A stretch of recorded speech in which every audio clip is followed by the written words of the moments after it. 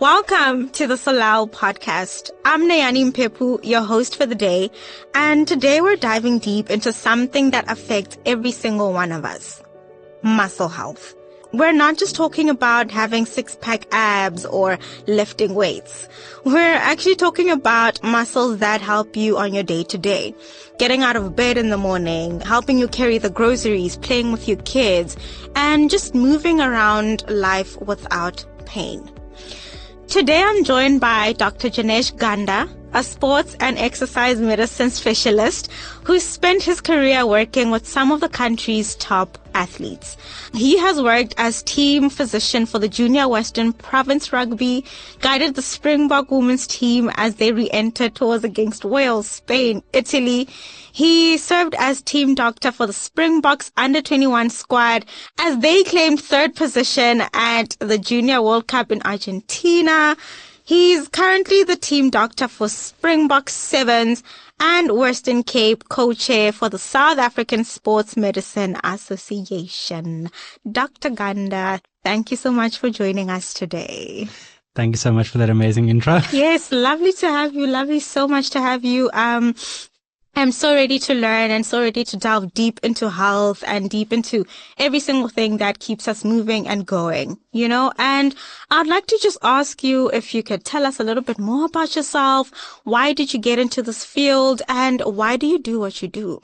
So I'm obviously a medical doctor by training, then specialized in sports and exercise medicine. And a part of the reason for getting into sports medicine or sports and exercise medicine is I enjoy working with healthy, motivated individuals and getting them to get to the better version of themselves and guiding that process or attempting to guide that process. Because I always remember sports and exercise medicine. So it's sports medicine, which then sees me in my team doctor role. But then we've got exercise medicine as well, where we're really trying to use exercise as a way of curbing our non-communicable diseases, so our diabetes, high blood pressure, arthritis. Oncology now has an arm, so cancer treatment as well.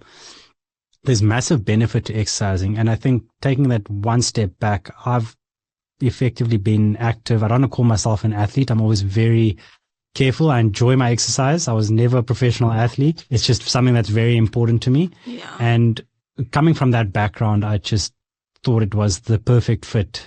I mean, being a doctor, being able to work with professional athletes and then people who want to exercise more and guiding them in that process, I just felt was the perfect fit. And fortunately, I was able to do it. That's amazing. I want to talk about everyday people. Why do you think it is important for non-athletes to focus on muscle health? Muscles are the engine of everyday life. Muscle allows us to do everything that we're doing, to climb the stairs, to carry our groceries, to get up off a chair, to sit down on a chair. Yes. And we need strong muscles to be able to do that. And part of the aging process is we can start losing that muscle mass and muscle bulk. And what that leads to is dependent aging. And what we want is independent aging. So as we get older, we want to be able to climb the stairs ourselves. We want to be able to carry our groceries ourselves. So it's very important to, as an everyday person, to make sure that our muscles are in good check. Yeah. As soon as we start losing that muscle bulk, we start finding it difficult to go for a walk outside, maybe take the dog for a walk. So that's where muscle health starts becoming very important. And it's something that we need to think forward to. Yeah. Because if we don't, we're going to pay the price further down the line. And no one wants that. Not at all. Many of our audience spend like 8 or more hours a day sitting at desks. What are the most common muscle health issues that you see in office workers? And what are the early warning signs that people should watch out for? So I still don't believe we were made to sit as long as we do. Unfortunately, work and the workplace has pushed us into these scenarios where we sit behind an office, we sit in an office, we sit behind a desk. And even now, as we're sitting and recording this, I mean, we can see our posture might have changed from the time we walked into the room. Yes. And that's something that we see as the day goes on, is as you get tired, your core stabilizers start switching off, you slouch. Yeah. You got hip flexors where we're sitting in this position, our hip flexors get a little bit weak, our glutes get a little bit weak. And remember, the muscles all act as stabilizers for the rest of our body. So in order to carry a nice posture, we need strong stabilizers. We need strong neck muscles. We need a strong core that braces us. Yeah. And part of the problem with office workers is we sit like this for 8 hours. Every we get day. very tired, very tired. Yeah. And what do a lot of office workers then go do after work? Go to the gym, go for a run. Yes. And that's where the predisposition for injury comes in when they are training. So again, going a little bit off topic to somebody that is exercising, but that's why it's so important to have strong muscles. Seeing that we sitting the whole time, how do we counter that? Yeah, and just coming back, so some of the warning signs, which a lot of people, and we've probably experienced this as well, is just an achy body. Yeah. Just you get up off the desk, your neck is a little bit sore, your back is a little bit sore. Those are early warning signs. Actually, I'd like to say those are sort of later down the line because we haven't addressed the postural issues before that. So in terms of prevention, it is important to just be aware when you are working and you've crossed that 60-minute mark, just get up, take a walk, let your body reset. Yeah. Maybe stretch it out. It's very important. Instead of sitting there for 8 hours and your body's going to get lazy. Of You're course. just going to crumple up and sit behind your laptop. Stand up a bit. Maybe go say hi to your colleague. Exactly. So yeah, they can't fault us now. It's for my health. I'd like you to please walk us through what you'd call desk warrior syndrome, and how does prolonged sitting actually change our muscle structure? So effectively, there's just a collection of symptoms that we find, and it's chronic musculoskeletal pain, which again is your lower back, neck pain, stiffness and fatigue that's just caused by sitting at a desk for too long. And again, it's a newer sort of syndrome that's come around only since we've been sitting behind a desk for so long. Yeah. And it's effectively that sitting behind a desk for so long makes our body lazy. Yes. We switch off our core stabilizers. And unfortunately, that then leads to overuse. It leads to muscles which shouldn't be stabilizers trying to stabilize the rest of the body. And when that happens, we start getting aches and we start getting pains. So again, started chatting about it a little bit earlier. It's simple things of every 30 to 60 minutes, go for a walk. Yeah. It's simple stretches. Yes. Just stand up, take a nice pec stretch, just move your neck around. Okay. Because it often happens. It happens to me as well. My wife's a physiotherapist, so she looks at me when I'm working at home and I'll be in front of my computer for 3-4 hours and she'll walk past and just say, listen, you need to get up and just go do something, because she can see I'm slowly curling into myself. That's very supportive of her. Big shout out to her. So this is something that we need to constantly remind ourselves, and even somebody in the field forgets about it. Yes. And I'll come home and be like, oof, my neck is very sore today. Yeah. And I'll just reflect back on my day and say, well, you didn't actually get up for 4-hour blocks. Of course. Because I just had either meetings or had work to do. And it's a very difficult thing. And that's why I think drinking a lot of water is one of the easiest ways, because you need to go to the bathroom. Yes, I hear that. And like, even speaking about your family, you were telling me a story about your daughter as well. How cute. Please listen to this. Like, he goes on a run with his 19-year-old daughter. 19 months. 19 months, yes. Oh my word, that is so sweet. How is that? How do you find that? It's fun. So it's one of those, my wife and I, we've always run together. We've always trained together. So when my daughter was born, we got the stroller that allowed us to run. And for Cape Town winters, we got the full cover for her. Okay. So she just sits in there and she knows when it's time to go run, and she enjoys it. She enjoys the little stroller. I love that. She sometimes thinks she's the one driving the stroller, which is fun. Yes. Let's get them started early, guys. Come on. Let's go. And I think, we were just chatting about it earlier before going on air, and it's important to make these changes part of habit. And the longer you do it, the more it becomes habit, and the more it becomes a lifestyle change. Yes. So they always say it takes 21 days to rewire the brain. Within a month, you'll be drinking water and you'll forget why you're drinking so much water. You just are doing it. And that's where we need to get to from a wellness perspective. Instead of it being another task that adds more stress to our very stressful lives. Okay.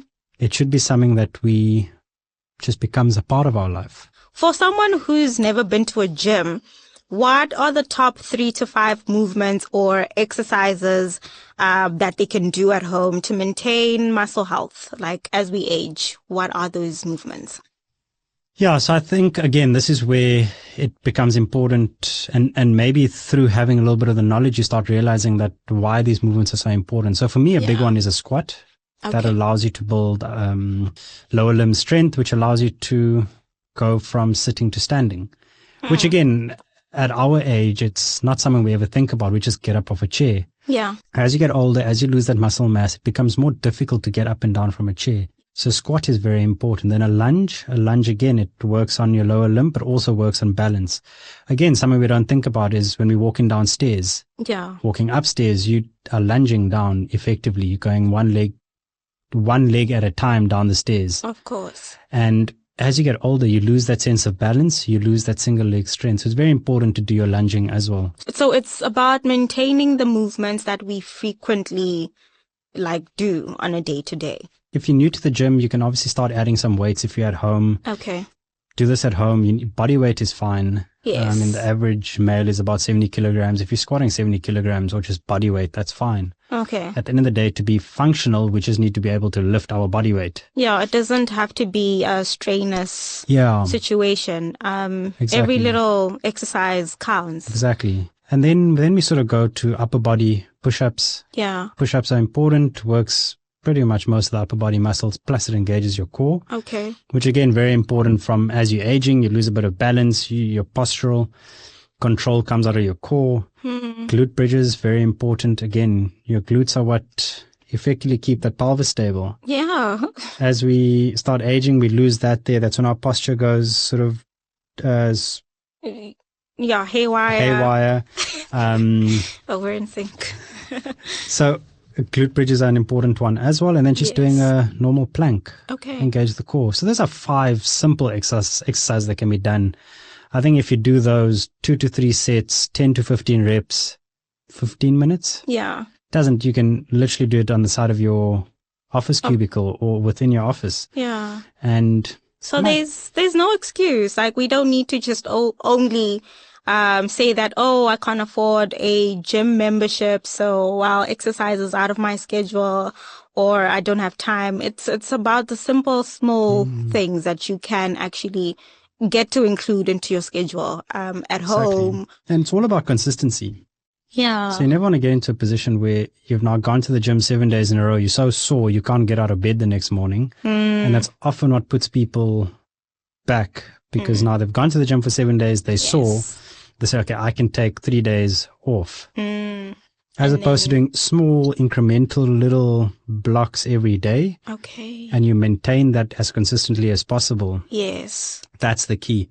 Because again, then it starts becoming part of your habits. Yeah. Once it's part of your habit, it becomes part of lifestyle. And then you never think about this conversation. Somebody asks you, do you exercise? In the back of your head, you're like, I guess I do. I do 20 minutes a day. So that's fine. I may not be climbing up and down the mountain. I may not be going to the gym and throwing the heavy weights around. Yes. But am I doing what's functionally correct? Yes. And suddenly you become an athlete. That's amazing. Yeah. And I feel that training your muscles and just getting into the momentum and the habit to do that allows you to also have the luxury of things of everyday stresses. Like some people travel and they don't realize that if you don't get into the habit of moving your muscles and being mindful of that, it can hinder you later on, because we've heard that traveling can actually wreak havoc on our bodies. I'd like to ask, with that, what's your go-to advice for maintaining muscle health during long flights? Travel is one of those very interesting one. And again, with travel, work takes us overseas, work takes us on 12-hour long haul flights. Yes. Again, the keys to this here is just keep moving. Okay. And it again starts with drinking water in the plane, because again, if you're drinking water, which you need in any case, because with the cabin pressure, with the cooling, you are going to get a little bit more dehydrated than us just sitting here where we are today. Yeah. So drinking a lot of water, making sure you're walking up and down to the bathroom. For me, that's sufficient in a plane. And that's what I tell my athletes who do travel a lot, is just make sure you drink enough water, hydrate, take some electrolytes if you want. It's two-pronged. they're getting their electrolytes, they're not dehydrating, but also I'm forcing them to get up and go to the bathroom every 45 minutes to an hour, and suddenly they exercise. Got it. They're not sitting and watching four feature films. Yes. Sitting for 8 hours. They get up and the next day they need to go train. Everything is tight. Everything is sore. Whereas here they're constantly moving. So that's the most important thing with travel. Okay. Hotel rooms are very similar to what we discussed earlier. Bodyweight training is ideal if you don't have access to a gym. And most hotels do have access to gyms. Yeah. And we live in an age where information is so readily available. So you can easily pop onto YouTube, search for bodyweight exercises, 20 minutes. Chances are there's somebody out there that has written an entire program for bodyweight. Of course. Or and even it takes simple stretching. Exactly. It takes 15 minutes. And again, it doesn't need to be a strictly written out program by a physiotherapist or biokineticist, or your sports physician doesn't have to have advised it. Yeah. This is where it starts becoming more, again, habit. Okay. If I personally am traveling and I don't have access to a gym, that's probably what I'm going to do. If I've just got body weight, I don't have anything else with me. Yes. I often travel with a skipping rope at least, and maybe some bands, because that gives you some flexibility to do something in the hotel room. But I don't need a full program for 2, 3, 4 weeks. You don't need too much to keep your life going. We live in a very connected world. Yeah. And YouTube, Instagram, okay, I'm not vouching for Instagram or TikTok, but it's more about that this information is out there. Yes. It's about if you need that extra assistance, then it's readily available for you. Can we talk about muscle loss as we age? Sarcopenia? At what age should people start being proactive about this? What are the most effective strategies for preventing this? So sarcopenia is a progressive effect for your loss of skeletal muscle. We lose strength, we lose function. Yeah. And it's age related. Starts from about the time that we're 30, but really accelerates after we're 60. Okay. So what that means is, and we spoke about it earlier, is that all this sort of training and talking is an investment into our later years and into our future. Because again, it starts from 30, even though we don't realize it. But once we hit 60 or sort of the 60s, that's when we really start seeing that loss of skeletal muscle. Yeah. How does it present? So it's exactly like you said earlier. It's struggling to now carry the groceries. Struggling to stand up from a chair. It's struggling to walk up the stairs. Especially you might live in a double-story house, and suddenly it just becomes progressively more and more difficult and strenuous to get up and down. Exactly. And that's generally how we start seeing it. Okay. And we do need to start being proactive about it from our 30s.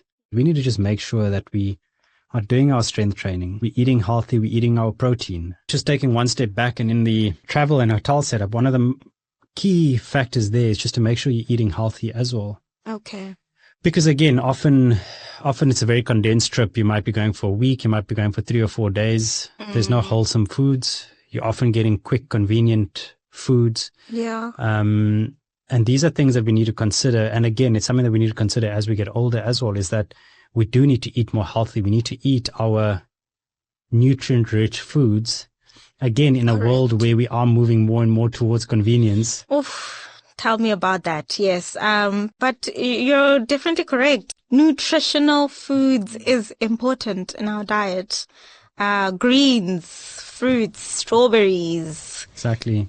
And then your proteins. You need to, that's one of the key ways of mitigating muscle loss. And again, as we age, we potentially do eat less and less protein because we think we don't need it, but it's actually so much more important. That's true. We need to be eating our eggs, our chicken, our just any form of protein. And I think what's important is not so much there are guidelines as to how much protein you need per kilogram body weight, how much you need per meal. Yeah. But it starts becoming very heavy, and I can almost hear people switching off as soon as I start talking about those numbers. So the key is just make sure there's protein on your plate. Yeah. Just don't do away with your protein important. because it needs to you need that to build your muscle. from your sports medicine perspective, how important is nutrition, in maintaining muscle health for everyday people? And like you're saying, it's your protein. It's making sure that you have your food pyramid, on your plate. And so with that, are there any more specific nutrients that office workers or frequent travelers often lack and that they need to start including? Yeah, so nutrition is one of the key pillars to wellness. We all know this. When we have a big, heavy fast food meal, the tendency is to feel heavy, sluggish, and you really struggle to go through the rest of your day, especially if that's for lunch, and that's even worse for supper. And what I've actually found recently is a lot of these new wearable tech devices. Yeah. They actually take you through a questionnaire before every day, or my watch does it at least, and it asked, have you had a healthy meal? Did you have a late meal? And that then tracks your sleep trend. And after about a month of tracking it, on the days that I eat sort of inconvenience foods, for lack of a better word, I often sleep worse. Oh, as compared to a day that I've eaten a healthy meal. Yeah. So it does affect the way we sleep. It does affect our ability to go into those sleep stages and sleep cycles, hitting our REM sleep, hitting our deep sleep. So nutrition is so important. Yes. But again, we are moving towards a lifestyle of convenience. And we really need to catch ourselves and say, okay, we do still need to prioritize either getting the fresh fruit and veg from a Woolworths, going to a local farmer's market and getting fresh fruit and veg there. I agree. But it's so important. It's so easy to say, okay, well, I'm from work, I'm tired, it's easy. Let me just go quickly get fast food, and you're feeding this to your whole family, and soon it can become a habit, or it can become part of the program. That is one of the major gaps that we see in office workers, because we are busy. We often leave home early, leave the office quite late. Yes. And then it's the question of, okay, but when do I have time to cook a meal? Exactly. So either That's meal prep, struggle. And it's just about that planning. And listen, I'm sitting here, I'm not perfect. None of us are. It is one of those where, as a family, we'd order our fast foods. We have our one night of the week where we just, anything goes. But outside of that, we just need to we catch ourselves as a team saying, but listen, we should probably not, because we've already had our one night of fast food. Yes. Let's rather cook something at home, and we can make it a family thing. And again, bring it in that way. Make it a family thing. So everyone sits in the kitchen, everyone sits around the table. Suddenly it's not a chore. Suddenly that's the time when you're catching up as a family. Exactly. So these are little tweaks that you can make just to make sure something like nutrition. But again, nutrients are what fuel us. Yes. And we can't get away with good, healthy nutrition. We all want the best petrol for our car. We want the most expensive diesel for our car. But nutrients are exactly what fuel us. So we can't get away from that. Oh my word. That's an amazing analogy. And I feel like it's going to resonate so well, because as human beings, we put the best fuel in our cars. We decorate our homes with the best nutrition then. Do you think supplements are something that replaces eating your fruits and veggies that are raw and that are solid foods? So there's so much conflicting information about supplements, which to take and when you should start. Which supplements would you recommend for a young professional versus someone who is a little bit more mature and they're just like moderately active? So I think firstly we need to understand that there is a place for supplements, and I'm just of the firm belief that I go by a food first policy. Okay. But supplements are there to do exactly what they do, is supplement the primary, which is the food. Yeah. But there are instances where we can't get what we need and all the nutrients, micro or macronutrients, from the foods that we eat. And again, I think you brought it in quite nicely, is we've got quite a wide spectrum from sort of a young professional through to about 55, 60, 65, 70. In each of those stages, our goals are very different. Okay. At 25, as a young working individual, you need tons of energy because you are probably working quite hard and you're working a lot. You might be exercising a bit more than you than you would be when you're 35, because at 35 you might start having a family where, again, your energy needs change if you might have started a family. Correct. So we really need to tailor it according to the individual. So when we start talking about a young professional who's entering the workforce, they might need the protein supplementation. They might start getting into creatine, which is a very well-researched supplement. And there is research around the cognitive advantages of creatine. So that might be something that they would potentially get into. Then there's magnesium, which can impact sleep through a interesting mechanism, but there is magnesium, which is able to then impact sleep because they might not be sleeping enough and might just be working for such prolonged periods of time. When you start getting to 35, you might have started a family. Again, your needs change. In that sort of young professional, sort of up to about 35, 40, what we're looking for is convenience, to be completely honest. Yes. And that's often where the supplements start becoming more attractive and important. But as we start getting older, what do we want to start doing? We want to start slowing down the muscle loss. We want to start slowing down any cognitive deficits that might be slowly creeping up. And we want to support our recovery. So if we are training, we want to try and recover as quickly as we can, because that then allows us to continue training, and that just is a bit of a perpetual cycle upwards, which is quite nice. Of course. So there again, we're going to start looking at your protein, your creatine, vitamin D again, your omegas, which effectively support general health and recovery.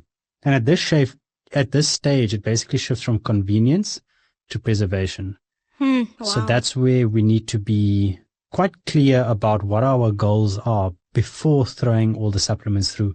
Because if we throw everything at a person, we might not maximize the benefits that you might try to get out of that.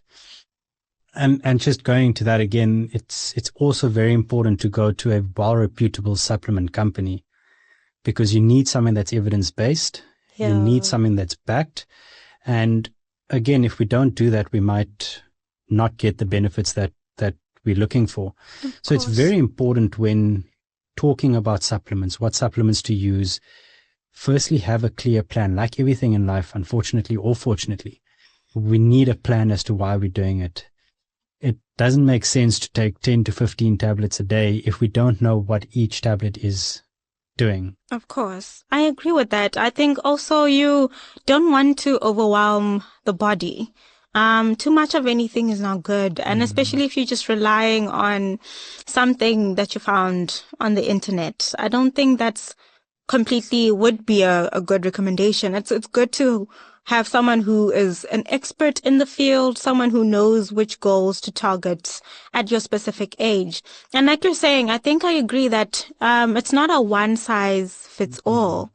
So we do need to be clear about that. And that's where, again, seeing a physician, seeing a sports physician, just start doing some blood work. Let's see where the weak links are. Again, before immediately hitting you with all the supplements possible. Yeah. But we're not even sure if you actually need that. Because again, we need to supplement something. And if you're fully topped up, we're not supplementing anything. Exactly. So we need to be very clear and concise about what we're using and why we're using it. Yeah, I love that. What would be the advice you'd give to our listeners on the biggest thing that they could implement this week, or something that could impact their long-term muscle health? So I think to sum it all up, it's move more, move often. I think that would be my overarching umbrella summary of what we've just discussed now. Okay. And then if we just go a layer deeper, it would be set a timer if you're at the office, move around, move often, move more. Focus on a good, healthy diet, hydrate, sleep, and then importantly, just aim for consistency. We don't need perfection. We just need consistency. Yeah. That's all our bodies want of us. Yes. I love that. Move more. One more time. Move more, move often. Move more, move often. I agree, and I love that saying. Dr. Ganda, thank you so much for these incredibly practical insights that our listeners can actually start implementing today. It's been fascinating to hear about our overall health, and I feel like these are not just tips, They're genuinely life-changing strategies. So thank you so very much. It's a pleasure. Thank you so much for having me again. Of course.